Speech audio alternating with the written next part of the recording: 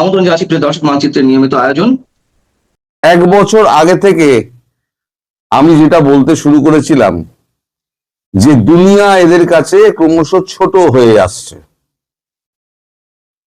এখন যে দুনিয়া আপনারা দেখছেন সেই দুনিয়া কিন্তু আগামী 1-1.5 বছরের মধ্যে পাল্টে যাবে। এখন এই সময় এসে গেছে। এখন ইউনূস পালানোর জন্য ছটফট ছটফট ছটফট ছটফট করছেন। বিভিন্ন জায়গায় বিভিন্ন দেশে বিভিন্ন রাষ্ট্র নেতাদের সঙ্গে ফোনালাপ করছেন পাকিস্তানকে বাদ দিয়ে। এখন পাকিস্তানকে বাদ কেন? পাকিস্তানে যদি উনি যান যে কোনো দিন আননোন গানম্যানের শিকার হয়ে যাবেন। সেক্ষেত্রে উনি পাকিস্তানকে এই লিস্ট থেকে বাদ রাখছেন। বাকি রইল আপনার স্পেন থেকে ফ্রান্স অব্দি, জার্মানি, ইটালি, অস্ট্রিয়া, লেবার কি বলে আরবিয়ান দেশগুলো, এই সমস্ত জায়গায় উনি ফোন করে সাহায্য চাইছেন এবং বলছেন আমাকে রাজনৈতিক আশ্রয় দেওয়া হোক। কিন্তু এখনো পর্যন্ত কোন দেশের পক্ষ থেকে তাকে কোন রকম আশ্বাসবাণী দেওয়া হয়নি। এদিকে আমেরিকায় তো উনি যাবেন না, আমেরিকা ওনাকে ঢুকতেও দেবে না।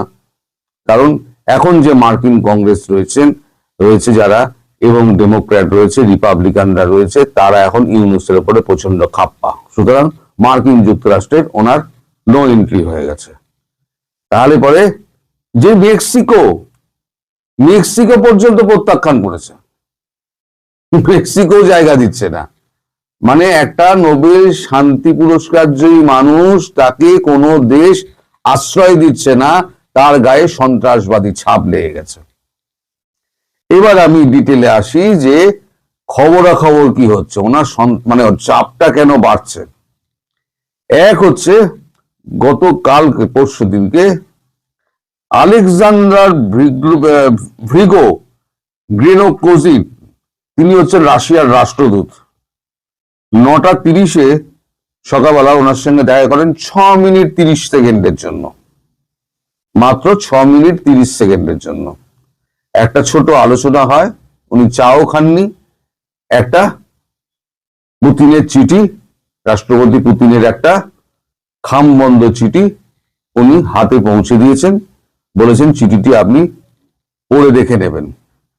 তো উনি জানতে চান চিঠির বিষয়বস্তু কি আছে, আমায় যদি আপনি একটুখানি বলেন। তা তখন আলেকজান্ডার গ্রিগো তিনি বলেন যে এখন আর রাশিয়া নিরপেক্ষ হয়ে দর্শকের ভূমিকায় থাকবে না, অ্যাক্টিভলি যা যা করার ভারতের সঙ্গে দাঁড়িয়ে সেই জিনিসগুলো করবে। ভারত যা চাইছে তাই করুন, অন্যথায় আপনার কপালে দুর্ভোগ আছে। এবার চিঠিটি আপনি পড়ে নিন, আমি শর্ট লাইনে যা বলার আমি বলে দিলাম। আরো একটা চাপ এই কারণে যে বেঞ্জামিন নেতানিয়াহু তিনি একটা হুঙ্কার ছেড়েছেন। বলেছেন যে ভারতবর্ষের পাশে বরাবর ইসরায়েল ছিল, সুখে দুঃখে সবসময় ইসরায়েলের পাশে ভারত ছিল। আজকে যখন ভারতের পরিবেশ যখন উত্তপ্ত হয়ে উঠছে, ভারত যখন উত্তপ্ত হয়ে উঠছে একটা পার্শ্ববর্তী রাষ্ট্রের একটা উন্মত্ততার জন্য, তাহলে এখন যদি ভারত কোন রকম ডিসিশন নেয়, সেক্ষেত্রে ইসরায়েল সম্পূর্ণ শক্তি দিয়ে তার পাশে দাঁড়াবে। এটাও হলো গিয়ে 2। একই তো মার্কিন যুক্তরাষ্ট্র আছে, তারপরে এর মধ্যে ঢুকে বললো রাশিয়া, চীন তো আগেই কেটে পড়েছে। মার্কিন যুক্তরাষ্ট্র, রাশিয়া, তারপর হচ্ছে গিয়ে আপনার ইসরায়েল। এখন এই যে চাপ, এত চাপ তিনি রাখবেন কোথায়? এখন এরপরেতে আমি বলি 24 তারিখ এই মানে পরশু দিনকে 24 তারিখ এই চিঠিটা ওনাকে তুলে দেওয়া হয়েছে। 25 তারিখ বৃহস্পতিবার 4:30 সাম্প্রতিক অবস্থা জানতে চেয়ে ফোন করেন আমাদের নিরাপত্তা উপদেষ্টা অজিত দোভাল। উনি খলিলুর রহমানকে ফোন করেছিলেন। খলিলুর রহমান তখন বসেছিলেন ইউনূসের সঙ্গে যখন ফোনটি এসেছিল। ওখানে আর কি ছিলেন? ওখানে ছিলেন ফাইন্যান্স অ্যাডভাইজার, তার নাম হচ্ছেন সালাউদ্দিন আহমেদ। তখন খলিলুরের সঙ্গে যা কথাবার্তা হয়, আমি যা জানতে পেরেছি, খলিলুর বলেছেন ইউনূসের সঙ্গে কথা বলে যে দিল্লির সঙ্গে সমস্ত নেতিবাচক সম্পর্ক মানে স্বাভাবিক করে আনার চেষ্টা করছে ঢাকা। দিল্লিতে এই ব্যাপারে তারা আশ্বস্ত করছে সমস্ত নেতিবাচক সম্পর্ক একদম স্বাভাবিক করার জন্য দিল্লিকে আশ্বস্ত করছে ঢাকা, এবং সেটি মার্কিন যুক্তরাষ্ট্রকেও সময় মতো জানিয়ে দেওয়া হবে। একদিকে বলা হচ্ছে সংখ্যালঘু নির্যাতন বন্ধ করা হয়েছে, রাজনৈতিক বন্দী করা বন্ধ করা হয়েছে, অহেতুক মামলা দেওয়া বন্ধ করা হয়েছে, কিন্তু উল্টে কি দেখলাম আমরা? উনি যে কথা বলছেন তার উল্টো কাজ উনি করছেন। উনি তো সন্ত্রাসবাদী, বা ওনার হাতে এখন কিছু নেই, হাত থেকে বেরিয়ে গেছে। এখন গতকালকে আবার এক হিন্দু যুবককে মারা হয়েছে, এবং আবার মামলা টামলা দিয়ে প্রায় 8,000 জনকে প্রায় অ্যারেস্ট করা হয়েছে। সব হচ্ছে রাজনৈতিক কর্মী, তাদেরকে যে বিরোধিতা করছে তাকে আওয়ামী লীগ ছাপ দিয়ে তাকে ভর্তি করে দেওয়া হোক, এই হচ্ছে অবস্থা। এবার কথা হচ্ছে শেখ হাসিনা, তার ব্যাপারে ঢাকা কি ভাবছে। তার ঢাকার পক্ষ থেকে খলিলুর রহমান আশ্বস্ত করেছেন অজিত দোভালকে যে পূর্ণ নিরাপত্তা দিয়ে তাকে ঢাকায় ফিরিয়ে আনার সমস্ত রকম আবহাওয়া তৈরি করা হচ্ছে, পূর্ণ নিরাপত্তা দিয়ে। তখন আমাদের অজিত দোভাল খলিলুর রহমানকে জিজ্ঞেস করেন, এই ব্যাপারে আপনি আমায় কতটা নিশ্চিত করতে পারেন? তখন খলিলুর রহমান বলেন, একটু ফোনটা আপনি ধরুন। তখন বোধহয় ফোনে চাপা টাপা দিয়ে ইউনূসের সঙ্গে কথা হয়েছে। তারপরে খলিলুর রহমান বলেছেন যে আমাদের প্রধান উপদেষ্টা বলেছেন এটা 100% আমরা চেষ্টা চালিয়ে যাচ্ছি, এবং খুব শীঘ্রই এই জিনিসটা, এই আবহাওয়া তৈরি হয়ে যাবে, এবং শেখ হাসিনাকে আমরা পূর্ণ নিরাপত্তায় ফিরিয়ে আনার চেষ্টা করছি। এতে 1 মিনিট ধরবেন। এই ঘটনার পর যখন কথাবার্তা হয়ে যায়, তখন এই ঘটনা প্রধানমন্ত্রী নরেন্দ্র মোদীকে জানানো হয়, জয়শঙ্করজিকে জানানো হয়, এবং ক্যাবিনেটে যারা কিচেন ক্যাবিনেট আছে তাদেরকে জানানো হয় যে এই অবস্থা হয়েছে। তখন আমাদের বিদেশমন্ত্রী জয়শঙ্কর ফোন করেন শেখ হাসিনাকে। শেখ হাসিনাকে ফোন করে বলেন যে এই কথাবার্তা হয়েছে, আপনি যাওয়ার ব্যাপারে কবে ডেট ফিক্স করছেন? উনি বলেন, আমার কিছু এখানে মানে দলীয় কাজকর্ম যে সমস্ত আমি করে রেখে দিয়েছি, সমস্ত নির্দেশের জন্য যে সমস্ত তারিখ ঠিক করা আছে, তাদের সঙ্গে একটু কথা বলে নিয়ে আমি আপনাকে জানাচ্ছি। তো শেখ হাসিনাকে ফেরানোর ব্যাপারে একটা ডেট খুব শীঘ্রই তৈরি হচ্ছে, এবং ইউনূসের প্রতি পুরোপুরি আস্থা না রেখে ভারতবর্ষ ঠিক করেছে 2 ব্যাটালিয়ন কমান্ডো দিয়ে শেখ হাসিনাকে ঢাকায় ফেরানো হবে। সঙ্গে যাবে 2 ব্যাটালিয়ন কমান্ডো। তারাই ব্যক্তিগত নিরাপত্তার জন্য শেখ হাসিনার সঙ্গে until further notice, further order, তারা ওখানেই বাংলাদেশেই থাকবেন, এবং বাংলাদেশে হাসিনা যেখানে থাকবেন, এখন কোথায় থাকবেন সে ব্যাপারে আমি কিচ্ছু জানি না। মানে বঙ্গভবন তো ভাঙচুর হয়ে গিয়েছে, কোথায় থাকবেন না থাকবেন নিশ্চয়ই ভারতবর্ষের সঙ্গে একটা করে কথাবার্তা হয়েছে। একটা গোপনে বাড়ি দেখার কথা আমি বলেছিলাম বহু আগে, শেখ হাসিনার ব্যাপারে বাড়ি দেখা হচ্ছে। এবং সেই বাড়িটি কোথায় না কোথায় সেটা হচ্ছে একমাত্র জানে। একটা প্রচন্ড সুরক্ষিত একটা বাড়ি দেখা হয়েছে, সেই বাড়িটা ভাড়া নেওয়াও আছে, এবং তার ভাড়া ভারতবর্ষ গুনে যাচ্ছে প্রতি মাসে কয়েক লক্ষ টাকা করে। সেটা গুনেই যাচ্ছে, 1 বছর ধরে সেটা গুনে যাচ্ছে। হয়তো সেই বাড়িতে গিয়ে উঠতে পারেন।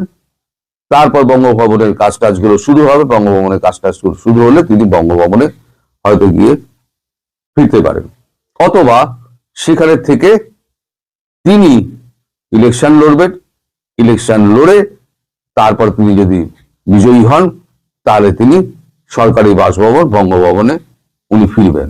এর মধ্যে বঙ্গভবন সারানোর যে কাজগুলো সেগুলো ভারতীয় এখান থেকে শ্রমিক যাবে এবং মালপত্র যাবে, সমস্ত গিয়ে ঠিকঠাক করে নেবে।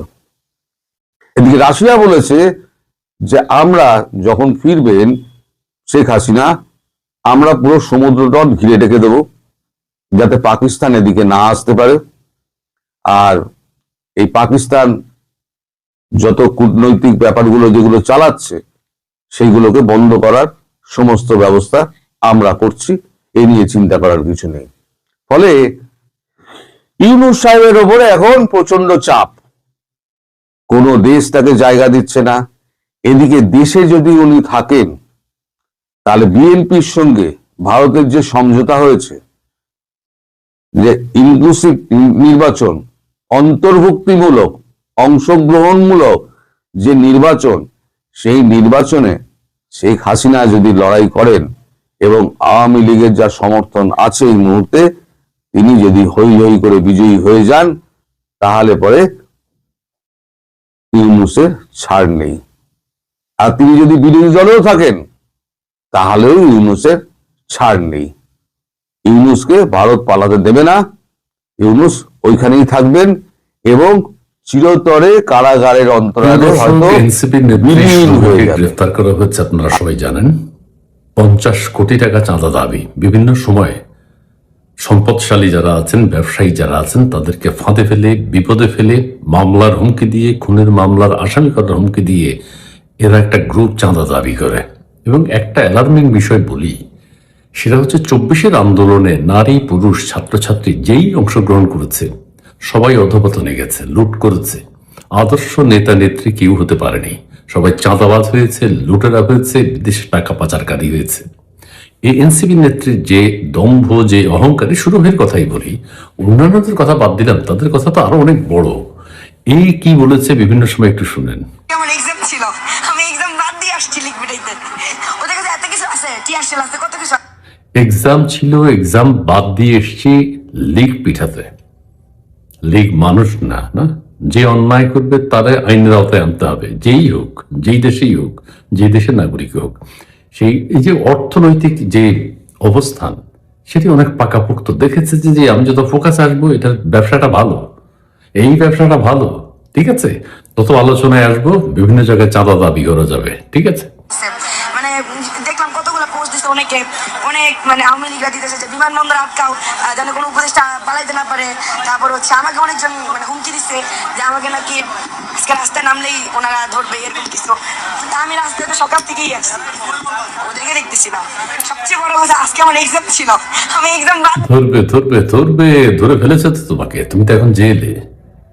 কি অন্যায় অপরাধ করেছো, মানুষের জীবন নিয়ে ছিনিমিনি খেলেছো, সেটার জবাব তোমাকে দিতে হবে। আমি শুরুতে একটা কথা বলেছিলাম, এই যে 24-এর আন্দোলনের ছাত্রছাত্রীরা, এরা হ্যাঁ রাজনীতিবিদ হতে পারতো, ভালো কাজ করতে পারতো, ঠিক আছে, ভালো নেতা নেত্রী হতে পারতো, কিন্তু এরা সবাই চাঁদাবাজ হয়েছে, লুটেরা হয়েছে। এটা হলো দুঃখজনক ব্যাপার। এবং এখানে আরেকটি অ্যালার্মিং বিষয় হচ্ছে, এই 24-এর আন্দোলনের নারীরা যারা, বিশেষ করে ছেলেরা তো আছেই, আচ্ছা অধঃপতনে গেছে, নারীরা বেশি দুর্নীতিবাজ হয়ে গেছে, দুর্নীতির সাথে যুক্ত হয়ে গেছে প্রত্যেকেই। আরেকটা ভিডিও শুনি একটু। আপনার কুত্তা লীগ যারা যারা আছেন, যেই ছাত্র মানে ছাত্র লীগ থাকতে ছাত্র বলা যায় না, যে লীগের পোলাপের গুলো আছেন, আপনাদের জন্য বসে আসছি। কোনো লীগের যদি আমার সাথে দেখা করার ইচ্ছা থাকে তাহলে চলে আসেন, আমি আসছি এখানে। আপনারা ফোকাসে আসে, ব্যবসা ভালো, যত আলোচনায় আসবে তত ব্যবসা ভালো, ঠিক আছে, মানে তার দম্ভ, অহংকার, ক্ষমতা এগুলো সে প্রয়োগ করতে পারবে। চাঁদা তত বেশি পাবে, যত এইসব অ্যাগ্রেসিভ কথা বলবে, লিগ পেটাবে, চামড়া তুলে ফেলবে, রাস্তায় বসে আছি হুঙ্কার দিবে, তত বিজনেস মানে চাঁদাবাজির বিজনেসটা ভালো হবে। তো সেও একজন নেত্রী সুরভি এখন শেষ মুহূর্তে, হ্যাঁ, এই গত 16-17 মাসে শুধু সুরভি না, হাজারো সুরভি আছে বাংলাদেশে, ছেলে মেয়ে, হাজারো সৌরভ, সৌরভ আর সুরভি আছে যারা লুটপাট করেছে। এর তো খুবই কম। এখন দেখি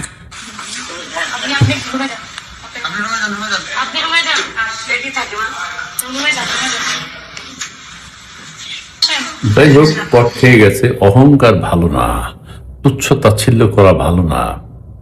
এক্সাম বাদ দিয়ে সে আওয়ামী লীগ পেটাতে এসছে, বিমানবন্দর ঘেরাও দিচ্ছে। এরকম অহংকারী দাম্ভিক এনসিপির নেতৃবৃন্দ অনেকেই আছেন, প্রায় সবাই। 450 কোটি টাকার চাঁদাবাজি, ওই যে হুজুর দেখেছেন আপনারা, পাগড়ি পাঞ্জাবি, এখন কোথায়? লুটপাট করে চলে গেছে। আরো এই যে উপদেষ্টা যারা হয়েছে, লুটপাট করেছে প্রচুর টাকা। এই যে আরো যারা সার্জিস টার্জিস আছে, এরা সবাই লুটপাটকারী, লুণ্ঠনকারী। ঠিক আছে, ছেলে মেয়ে উভয় একেবারে 24-এর আন্দোলনকে এরা একেবারে ছারখার করে দিয়েছে। 24-এর আন্দোলনকে এরা অপমান করেছে। ঠিক আছে, প্রিয় দর্শক, যাই হোক, সুরভির কথা বললাম। আরো নতুন কোনো তথ্য যদি পাই তাদের সম্পর্কে, হ্যাঁ, তোমরা ভালো রাজনীতি করতে, পজিটিভ রাজনীতি করতে, তোমরা 24-এ একটা আন্দোলন করেছো, ঠিক আছে, যেভাবেই হোক, যাই হোক, হয়েছে। কিন্তু এরপরে তোমাদের কাছ থেকে তো জাতি ভালো কিছু আশা করেছিল, কিন্তু সেটা থেকে জাতি বঞ্চিত হয়েছে। তোমরা তোমাদের ধারা ধরে রাখতে পারোনি। চাঁদাবাজির অভিযোগে বহু এখন জেলে আছে এনসিপি নেতা নেত্রী। ব্যবসায়ীদের জীবন অতিষ্ঠ করে দিয়েছে। সাধারণ মানুষের জীবন মব ভায়োলেন্সের নামে ভয় দেখিয়ে, হুমকি দেখিয়ে, চাঁদাবাজি, দখল,